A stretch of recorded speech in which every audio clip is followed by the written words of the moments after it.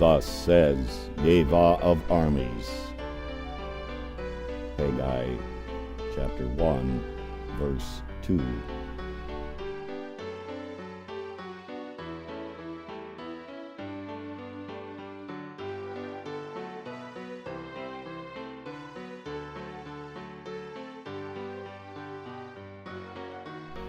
Of course, and without any doubt at all, this does not apply to you when it comes to the pastor. No one ever dismisses what the pastor says, be it in the sermon, in a Bible class setting, or in personal one-on-one conversations. Every one of us has always and forever and to eternity in our lives listened to our pastor. That is, until and unless they say something that actually affects us, until what they say calls us on the carpet and causes us to be pulled up short in our way of life or our way of thinking.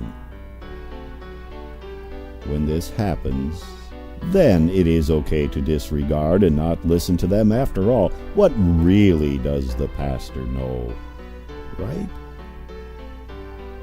I mean, he isn't out there in the real world as we are. He doesn't deal with the same problems as we do. He doesn't understand our situation. He's in his office doing whatever. He's out there doing not much else other than visiting the shut-ins. He's too young to understand. He's too old to understand. He's supposed to say those things. He has no problems like us. While it is certainly true that a pastor's work first and foremost involves the study of Scripture, and the faithful pastor will spend the majority of his time in that study, from the Hebrew and the Greek of the original text of Scripture, it cannot be forgotten that he is still a human being, and as long as he is on this earth will always be a human being. Because he is a human being, he is no different than anyone else.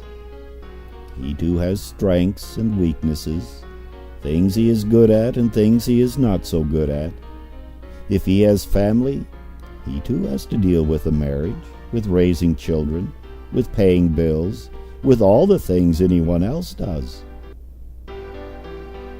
If he is not only faithful in his work of the ministry, but honest as well, from the mere study of the Word, he will quickly recognize the depth of his own failures and weaknesses and sins.